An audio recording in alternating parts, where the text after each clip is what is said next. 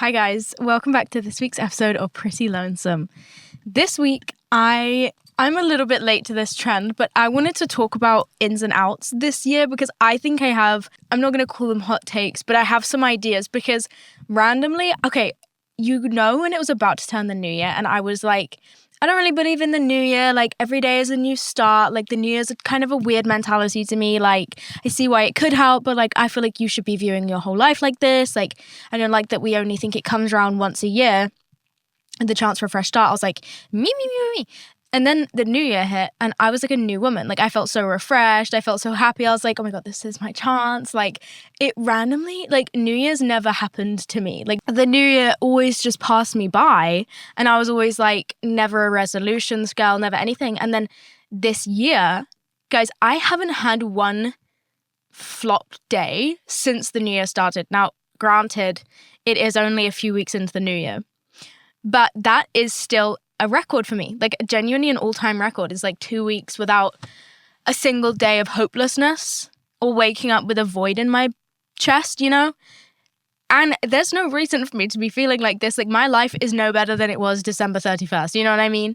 Like, my life actually was we were in a bit of a dire situation before the New Year's. Like, my life was just crumbling around me. And I just had various situations where I was like, you know, it was less than ideal. And I was like, oh God, like, what am I doing? This isn't even funny anymore. Like, this lost its appeal. I'm not like young, cute teenager in distress anymore. I mean, I am, but like, also I'm not. Like, also this is starting to feel a bit embarrassing. So I was like, wow, why is my life a mess? And then New Year's hit and suddenly everything has fixed itself. I don't know why.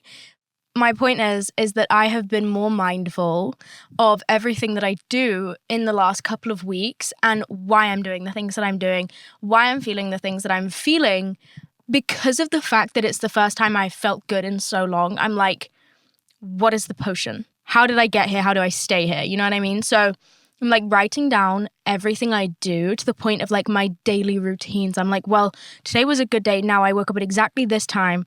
I had exactly this for breakfast. Then I did this. I watched this amount of television and I spoke to my mum this many times. Like, okay, I know it's in here somewhere.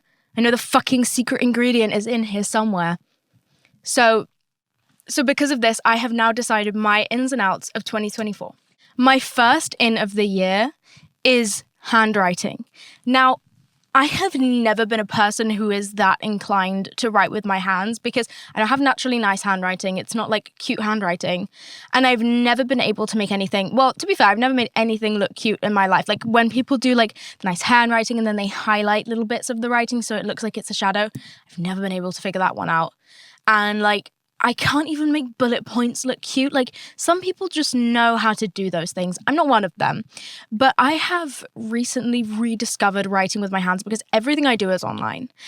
I type on a laptop, I type on my phone, I use my little pencils for my little tablets, and I'm always, even if I'm like drawing with a pencil on a tablet, it's still electronic. Like, I do not write. When I was at uni, I used to write a lot. I had like nothing online. I did everything by hand because it entered my brain way better if I did it like that. So that's just how I did it, even though it was really time consuming. But then I graduated, and since then I've barely picked up a pen. But something came over me recently where I was like, I need to start journaling again. I need to start diarying again. Like, I need to put my thoughts on hard paper because I wanted to have them to look back on. I wanted to start diarying. And is it diarying? That sounds wrong. It sounds like diarrhea. I wanted to start keeping a diary because I was like, how am I doing all these fun things and I'm not even going to be able to look back on my thoughts about them? I might as well not be doing them because they're going to be a moment for a moment and then they're going to be memories forever and I'm not even going to have anything to remember them by. That seems pointless to me. So I've started diarying. I've started keeping a diary and it really prompted me to start writing my feelings down again. Like, it started out, I just wanted to write like, today I did this. Today I did this, like just basics. And then it started to motivate me to write down exactly how I'm feeling. And I realized I'm so much more inclined to be honest and to actually take time and think about what it is that I'm saying when I have a pen in my hand and paper. And I just think it is so cute to have a hard log copy of your life. Like, God knows what's going to happen in like 40 years from now when we're old and we have kids. Like social media might still exist. People might fucking hate it. Like probably the same apps won't exist. And like if they don't exist, like say the internet crashes, have you downloaded all the videos you've ever posted? And like, do you have spare copies of all your Instagram pictures? Like, because I don't. Technically, everything could just disappear, right? Like I don't have anything saved anywhere else. And also, like, it's just not that cute looking back on photos on a camera.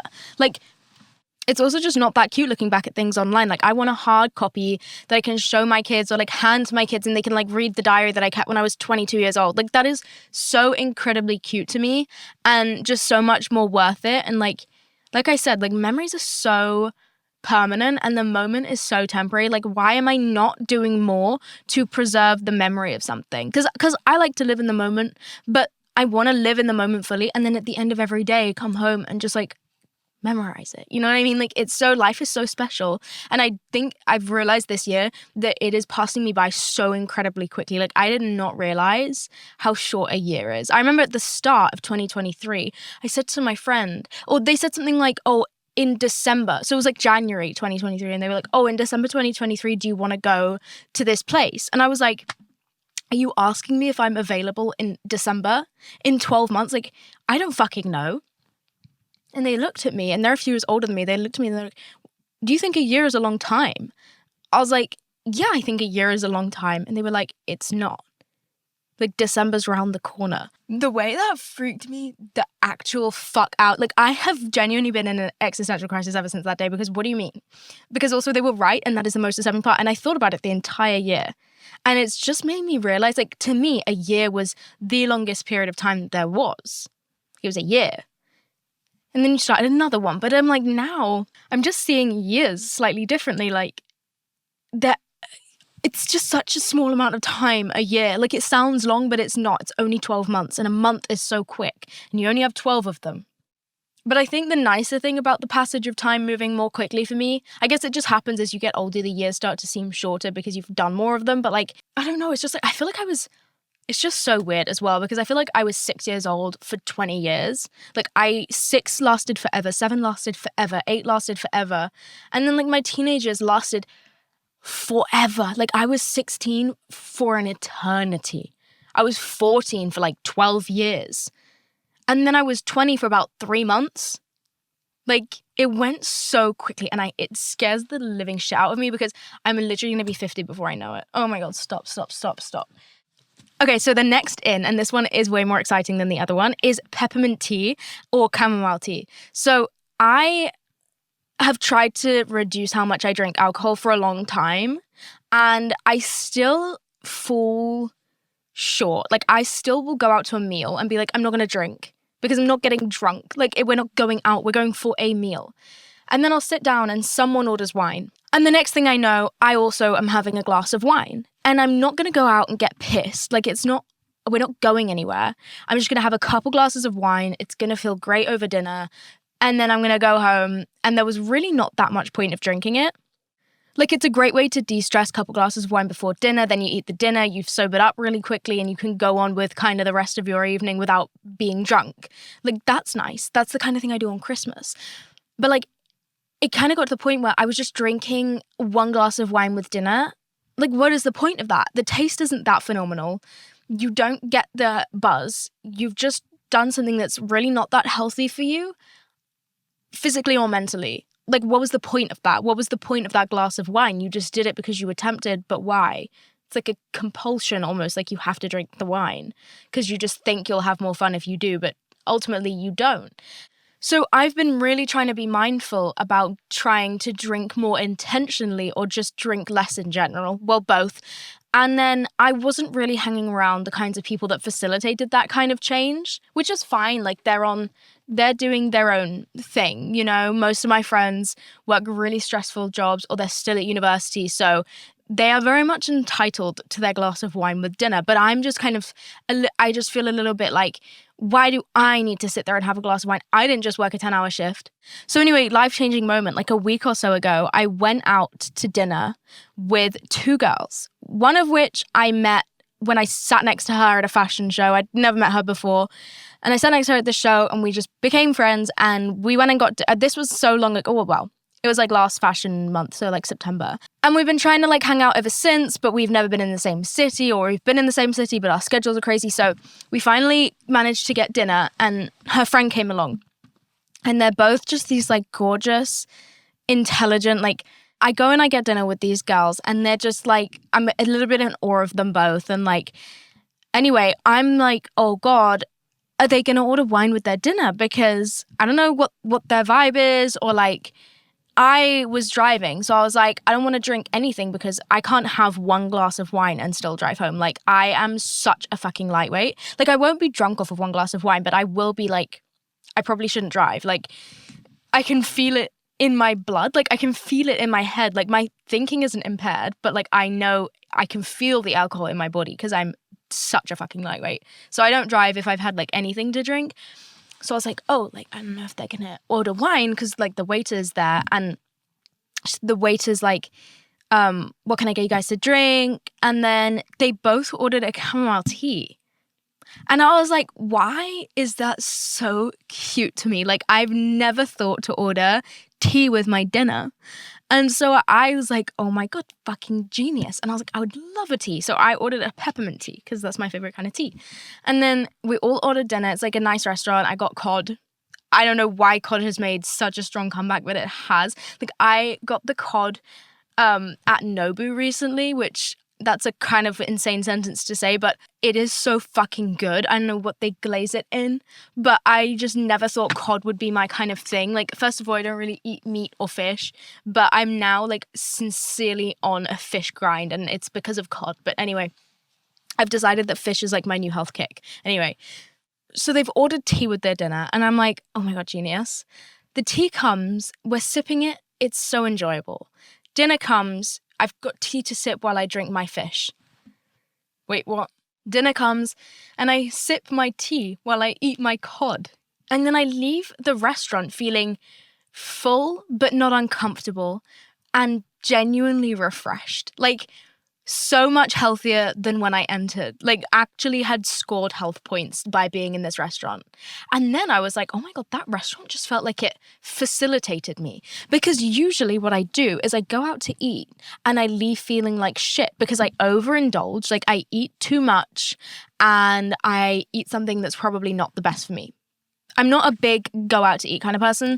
I mean, I've been doing it more recently, actually, but it causes me anxiety to eat food that I don't prepare. So it's not my favorite thing to do, but I do challenge myself to do it, like, quite a lot. But yeah, when I do go out to eat, I usually order one of my safe foods, which is definitely something based in, like, carbs, like pasta or pizza or something. So I usually don't feel the best when I leave. And 9 times out of 10, me and my friends will have a glass of wine or whatever. Someone's probably got a vape. Someone's probably got cigarettes. Like, I don't feel amazing after I go out to eat or I go out for a drink. Like, I always come back feeling a little bit worse. But I walked out of this restaurant eating a meal that definitely made me, like, gave my immune system something or gave my brain function something. And I had a cup of tea for digestion and for health and for wellness. You know what I mean?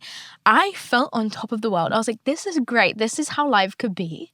Is this how these girlies do it? Like, is this why they're so beautiful? Is this what they fucking do? Fuck the facials, fuck the beauty secrets. Like, this is what they do. They drink tea with their dinner. I knew it was something fucking simple. So the day after I went for dinner with them, I was still like just mind blown. And my friend invited me down to the local pub because she was having like a leaving do. And I was like, oh, like, I really want to go see her because she's going to leave for a long time. So I was like a little bit nervous to go to the pub, honestly, because I was like, I know everyone's going to be drinking and I'm going to be tempted. And then I'd come home and told my mum about the tea situation. So she was like, why don't you go and get tea? Like, get yourself a tea at the pub. And I was like, that is so exciting. I could have tea at the pub too. So I go down and I order my little tea and we're all sat outside and it's fucking freezing. It's like -1 degrees. I don't know why we were sat outside. And I have this little tea and everyone's commenting on it like, oh, that's so cute. Like, you're drinking tea. And I was like, yeah. And everyone's like, that's such a good idea. I was like, yeah, I'm warm and it's delicious. And they were like, wow. They never thought of it. Everyone's minds were blown. And the tea cost me £3.50 though. Not happy about that. Really, like, come on. Like, that does make me want to drink alcohol, that price. But anyways, yeah, £3.50 for one thing of tea.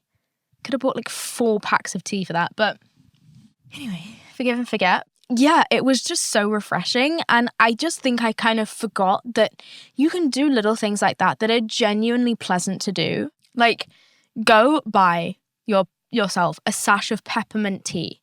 And the thing is, like, I think the reason I've been put off doing things like that before, and this is going to sound really bad, but it's like, when you see those overwhelmingly clean girl, motivated girl, like 5 to 9 before the 9 to 5 videos, and they're always drinking fucking tea or matcha. And I'm like, yeah, God, that looks so fun, but I know that's just out of my league.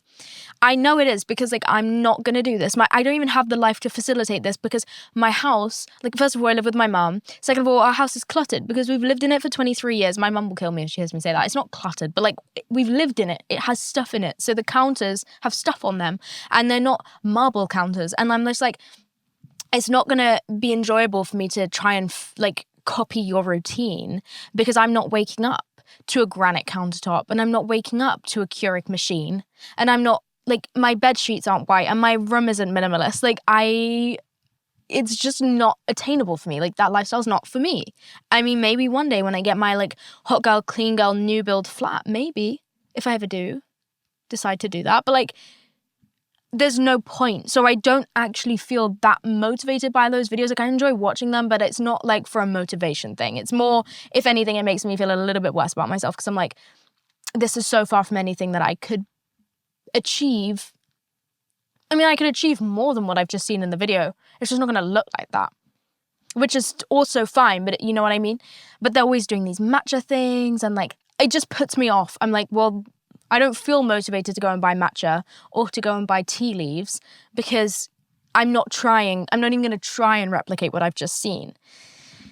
But this just felt so attainable, and I was like, oh, I can do little things to make my life more pleasant. And they're so easy, and I forget. I go through these series of self-destruction where I forget that I can do pleasant things, like drink a fucking peppermint tea. And anyway, I think it's a really good way to reduce your alcohol intake as well. And it's just a nice drink to have in public settings. And it also made me feel a lot calmer. And just having it there, and like, it kind of made me feel safe.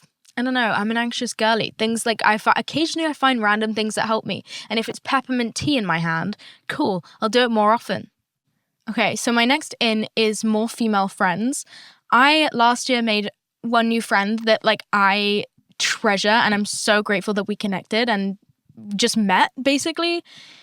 I think I have a limit on the amount of people that I can hack having in my life, and my limit is honestly 2. Like, I can't do it. I really struggled to maintain, because I take my friendships so seriously, right? Like, I can't have too many friendships where we're constantly talking. Like, I have 2 friends that I speak to regularly, that I keep up to date with everything, that I feel like I'm fully up to date on their lives as well. Like, we're consistent, like, we're each other's like main characters at the moment. You know what I mean? Like, we're in each other's current seasons. We're fully in the plot. I have 2 or 3 maximum of those. And then everybody else are people that I love and I adore, and I love their company, and they are so crucial to my well-being and just like enjoyment of life generally. But they're not people that I check in with all the time. Like, they're people I mostly just see face to face, and we have an amazing time. But like, honestly, I couldn't tell you their parents' names, and like, if they do something horrendous, I don't feel like, oh my God, did I pick a bad friend? Like, no, because we weren't even like that. You know what I mean? Like, their mental state is nothing to do with me, and my mental state is very little to do with them. And it's like, I have my main people, but I can't handle having too many of those, because I give so much to them that it genuinely would impede on the rest of my life if I had multiple, because I wouldn't have the time or the energy. Like, I want to, like, the friendships that I actually have and treasure, I really try and like genuinely pour myself into those as much as I can. But I also need to remember that I am a finite resource, and I also have other things that I need to do. And sometimes my energy is very low. So sometimes I need to just literally not even respond to my friend's text and go make myself breakfast, because I only have energy for one. And then if I had like 5 people texting me, like legit things that I need heartfelt responses, or need me to give a fuck about, like, it's over. They're going to hate me because I'm never going to do it. That is why I keep my really close female friendships very minimal. And I love everybody else, but they're not like people that I'm in touch with all the time. But I think I've underestimated the power of people's presence, even when they're not an immediate, like, main character in my life, like best friend type of person. I think the more I've started to surround myself with healthy people with good mindsets who are oriented around something I wish to be oriented around, like they are good in a key point of my life that I want to change in, and they're already good in that area. Like, I think I've previously underestimated the power of those kinds of presences in my life. And it's only recently that I've kind of opened myself up to the idea that the world is not so scary and people can have good intentions, and you should move with caution and you should be wary and you should consider every possibility in order to keep yourself safe. But also sometimes it is safe to come to the conclusion that people just want you to thrive. Sometimes people actually want something good for you. Like, I know, crazy realization, but like not everyone is out to get you. I know. Like, who would have thunk it? Some people are just good people. And it kind of took me a while to like really believe that because I hadn't seen a lot of it. So something that I want to do in 2024 is create a bigger community of healthy people around me and create a community that is intentional and just like lifts me up rather than pulls me down, because I previously have had a lot of that around me. This whole everything felt overwhelming to me, and I was like, I don't know who means well or who wants to kill me, so I am just going to think everyone wants to kill me so that I don't let anyone manage to kill me, and I will figure the rest out at a later date. I think I'm getting there. I think I'm starting to realize that I think a lot of times when you feel hopeless, like love's not real and everyone's evil and everyone has these ulterior motives and bad intentions and everything is scary and the world is a bad place and the world is a scary place and dark place and I hate it here. Like, sometimes you just have to think, well, I'm capable of loving someone really deeply and with a lot of honesty and loyalty and just like genuineness, the word. Like, so I have to then be like, if it exists in me, I can't be that fucking unique. Like, I'm sure it exists in someone else, even if it's one other person. Like, I can't be the only bitch with a good heart out here. You know what I mean? Like, I mean, maybe, but like, if it exists within you, it exists within someone else, is what I like to think. No one's ever alone. So if I'm good, someone else has to be good too. And even when I'm not good, if I work on it, someone else is going to be sometimes not good and working on it too. And everything is going to be okay. As long as you can prove to yourself that certain factors of you are good and real, then you can trust that they exist outside of you as well. Unless you're a complete egomaniac, which sometimes I am. The next one is trying out new workout classes. There is something so fun about workout classes to me. Like, I don't know what it is. I don't go to the gym. Like, separate from workout classes, I do not do anything. I don't lift a finger. I mean, I barely even go to workout classes. Like I said in my vlog the other day, that my total number for times I've entered my gym this year is 3. Not this year, sorry, no. Last year and this year, like ever. Like since I got my gym membership, I've gone 3 times. Like that is abysmal. But actually, you know what? I actually think the number is higher because I realized I wasn't checking in properly. Like, no one ever taught me how to check into my gym, and I just thought you had to walk past the desk with your thing open, and they would, because then I'd walk past, and like from day one when I joined the gym, I walked in with my thing open, assuming that's how you did it, because on the app it said get closer, and I was like, okay. So I thought, okay, I'll walk past the desk with my app open on the entry page, and it'll beep me in. I don't know. And so I walked past, and the girl at the desk just went, "Hi, Madeline," like as if I'd been going there for years, and I was like, oh. So she knows who I am, and she knows that I've checked in, like assuming that my face had popped up on the screen and she'd seen my profile and been like, "Hi, Madeline," meaning I'm checked in, you know what I mean? Like something's come up on her screen. So I was just like, oh, cool, that's how you check in. I don't know. And then one day I was so anxious about the fact that maybe that's not how you check in. So I went up to the desk. I was like, how do you check in? Like at the gym? And she was like, oh, you have to like scan this. And I was like, oh, I've literally just been walking past. But I was like, that is so confusing. Why like say, "Hi, Madeline," if like, also, how do you know my name? This is my first time at the gym. Like, I think because it's a bougie gym, I think they literally have to like learn everybody's names. Like, I remember when I worked in nice food places, we used to have to do that with our guests. Guys, one sec, I have to put Vaseline on because I don't like using Vaseline out the pot. And I said I'd bought this, but it was going to be like a petri dish and I was never going to use it. Someone was like, why don't you get Q-tips and then you can just like use it once and dispose of it, and then it's never going to, like, you'll never put bacteria in the pot. So thank you to whoever suggested that, because I've been doing it and now I get to use my Vaseline again, which is really exciting because I haven't used Vaseline in years. Like, I remember I had one in like year 7 at school, and then I developed OCD, and that was kind of a wrap. That was a wrap for me in Vaseline. So I'm glad to have it back in my life. It's genuinely quite thrilling. So yeah, and then this, it will go in my car door until a later date, but we're going to clean out. Actually, I'm going to clean up my car later. I'm kind of excited. I think I just tipped my Q-tips everywhere. I did. That's not good because now they're not clean. Fuck my life, guys. Look, wait. Oh, life can just never be easy. I think I salvaged most of it. Also, I think I just underestimated. Wow. I think I just also underestimated the general usefulness of Q-tips. Like, they can fix your makeup. They can fix your lipstick. Like, because I can't use my hands for anything. Like, I can't touch my face with my hands unless I'm, like, scratching an itch. But, like, I can't put my I can't put my fingers to my lips. I can't put my fingers to my eyes. Like, I really don't enjoy touching my face. I mean, I can do it if I've, like, been home all day and I've washed my hands. But, like, if I'm out and about, I just won't touch my face. And I definitely won't touch my mouth.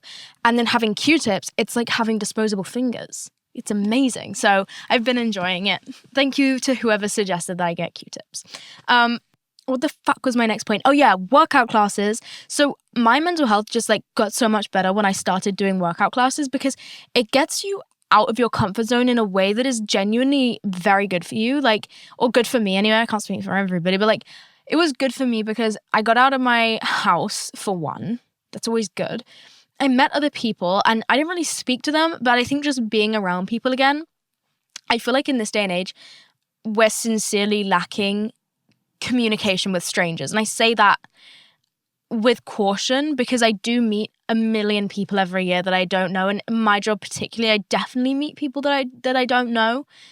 But I just feel like so many people work from home now, myself included. Like, I go out, I go on like a lot of work trips, but I don't go out every day into the world. Like, I don't commute anywhere. I don't go in an office. I don't know. It's just like when I was at school, I was always every day interacting with people that I would never see again.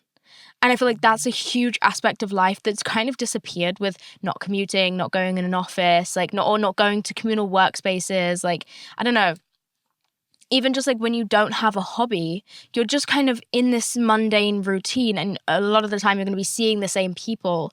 And so it kind of refreshed me when I like started going to workout classes and just seeing these people that I was never going to see again, or seeing the same stranger every week, but never speaking to them. Like, it just something reminded me that people exist and that the world is not completely over. Like, I don't think I realized how much of the experience of life that I actually did lose to the pandemic. Like, not that I was doing workout classes before the pandemic, but like, I worked on a farm before the pandemic, and we had basically a community of farmers out in the fields that would turn over all the time. There was always new people. And then obviously we had customers, and there was just constantly a stream of new people in my life, whether they were there to stay for a month, to stay for a year, or they were just passing through the shop to buy some fucking rice.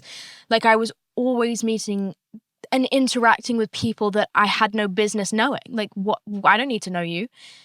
And now it's like the majority of the people that I interact with from work that are strangers that I don't know, I have a reason to interact with them. We have an agenda with each other.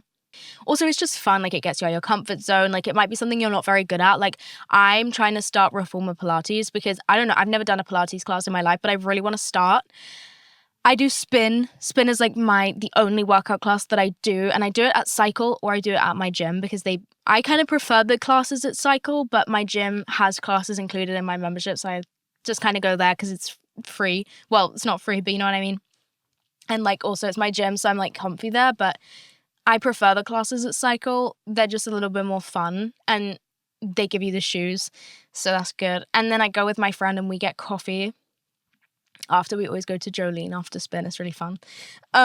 But like it's just so fun, and I always do early morning workout classes. I just get so much more of a kick out of that, and I just kind of find it fun, like seeing the businessman next to me at spin at 6:30 in the morning. Like, where are you going later? Are you going to the Shard? Can I come? Like, that's so crazy. Like, why are you on a bike? You're sweating to like Doja Cat at fucking 6:30 in the morning with me, and then you're gonna go run the Shard. I don't know. I've just made that assumption. He's definitely not, but like, it's just so entertaining to me. Like, who are you and why are we spinning together? I just love it. It's just a little bit of life, you know? But I just think workout classes are so good for your confidence, and trying new things is something that we probably neglect a little bit too much. And I just think it just consistently expanding your horizons. Like, since leaving school, I've realized I don't learn new things very often. I mean, I'm always learning and realizing things, but like actually just having a consistent stream of genuinely brand new information is like rarer to me now. So things like workout classes or even attending seminars that have nothing to do with you can be really fun. Like, I used to do that when I was at university. I used to travel into London to go to the Open University lectures, not the Open University, but like universities have open lectures and open seminars. Usually they're held on weekends, but they're held by like legit professors, and they're really interesting. Most of the time they're free. Sometimes you pay an entrance fee. And I used to go to them. They're kind of more like speeches, but they're really interesting. Like a TED Talk mixed with a lecture, because they're meant to appeal to a wider audience and they're not so specialized, but they just like expand your horizons so much. So I kind of miss doing that, but I guess workout classes are the next best thing, because it's new information, it's a new experience, and you might find something that you really love as well. And it gets you out of bed, it gets you out the house. And then I just feel like I always have a better day after I do a workout class and after I try something new. So you get a 2-in-1. So now we're going to talk about what's out in 2024. One of my biggest outs is Snapchat, and I'll tell you why. First of all, I don't need Snapchat. Like, who the hell is going to ask for my Snapchat and mean, like, with good intentions for me in my life? You know what I mean? Like, if a boy is asking me for my Snapchat, given no boy should be asking me for my Snapchat, duh, but like, let's say hypothetically I'm single, a boy asks me for my Snapchat. You think that man has good intentions with me? You think he's going to be respectful for a single second of our relationship? Like, no. Like, why don't you just give me £500, a place and a time?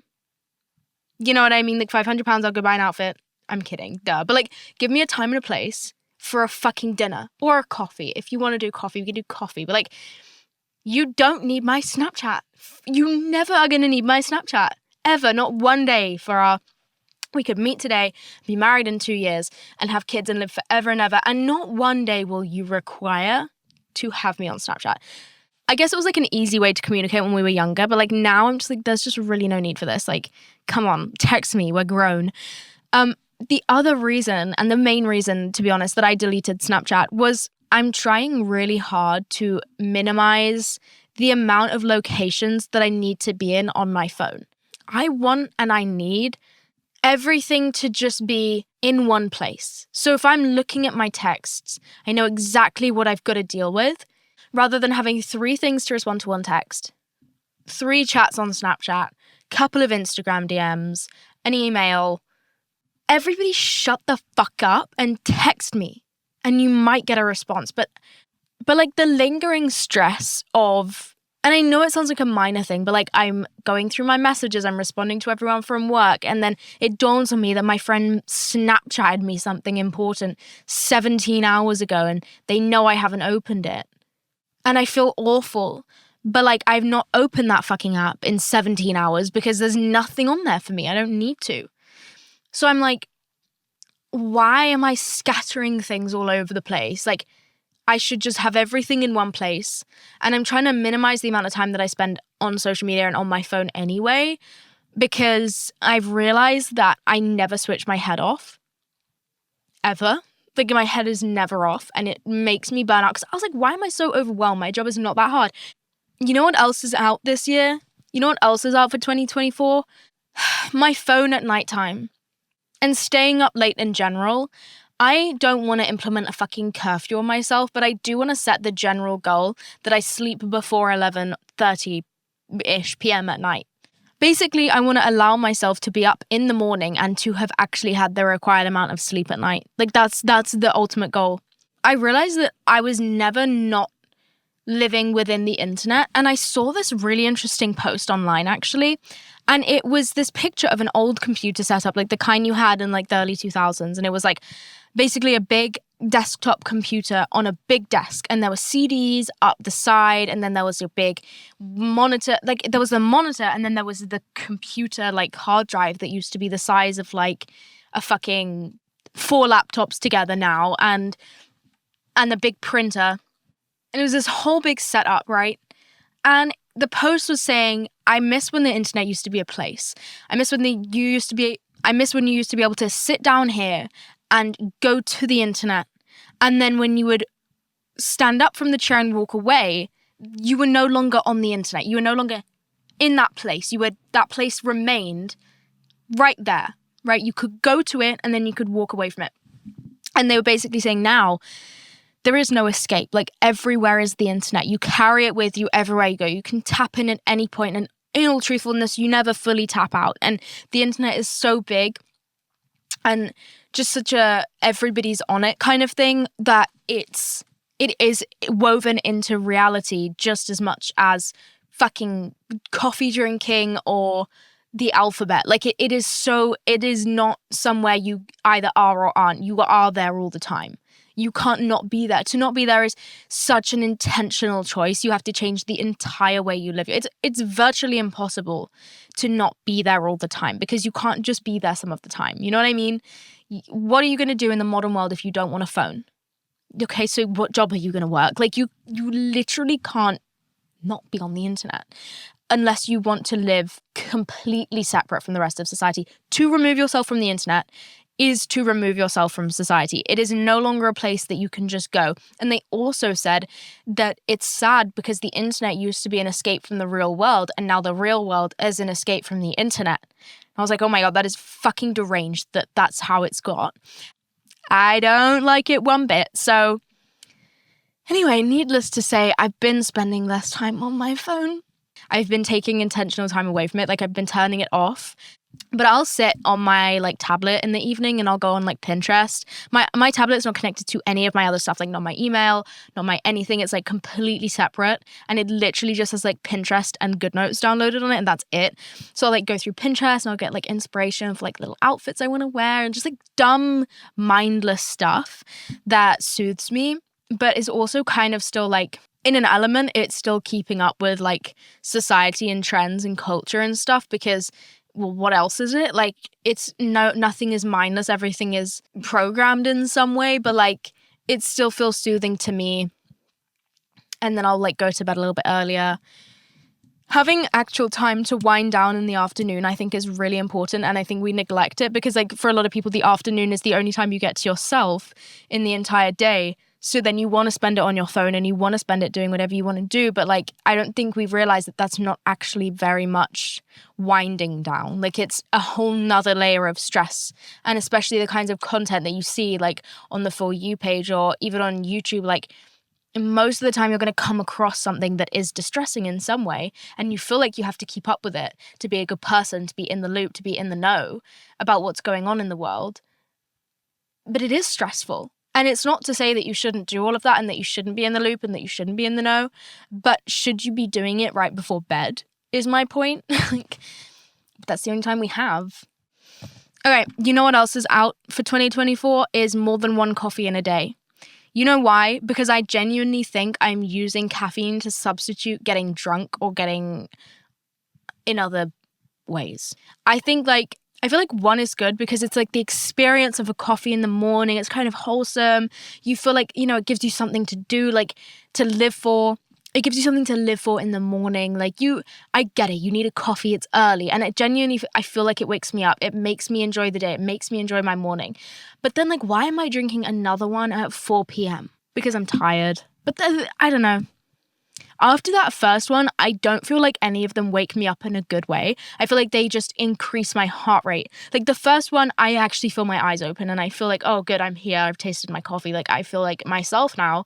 But after that, I drink them and I notice it makes me kind of like more zappy, like a little bit like on high alert, but not really in the way that I want to be, and in a way that makes me fucking exhausted later on because I've like overexerted myself. But like I'm gonna get the same amount of work done, only I'm doing it like this. Like, what is the point of that? Because it's yummy, because it feels like I'm doing the right thing to drink a coffee. I don't know. I just do it. It's just a habit. It's the same way.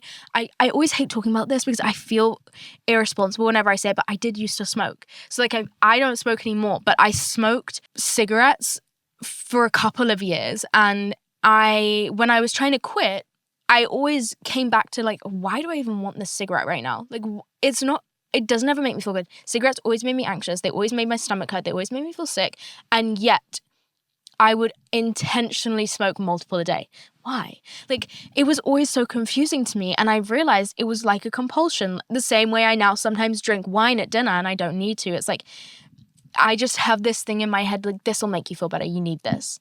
Anyway, those are my ins and outs. I know I only gave you like 2 or 3 of each, and I just waffled the rest of the time, but I had fun, so I hope you guys had some fun. I think 2024 is a special year. I heard someone say that it carries the same energy as 2016, and I was like, oh my God, why is that so true? And then someone else was like, it's an election year. And I was like, oh, fuck. Of course it is. So that's absolutely horrendous. I wish it wasn't an election year. I mean, I'm glad it's an election year because I'm not the biggest fan of the world leaders right now. But I feel like 2024 can be special, and I'm excited for it, and we'll be doing a Pretty Lonesome episode every Monday of 2024. So I'm going to have to start getting guests. Who would you guys like to see? Like, hypothetically, if I did a guest, who should it be? Because I am going to LA and I am going to New York, and that's where a lot of people live. A lot of people live in those places. So let me know if there's anyone that you want, and I'll send them various DMs and I'll beg them to come on the podcast. I'll embarrass myself. Okay, that's it. Those are my ins and outs of 2024. Thank you guys for listening to this week's episode. Oh, fuck. Thank you guys for listening to this week's episode of Pretty Lonesome. I had fun, and I will see you guys next Monday, same time, same place. I love you very, very much.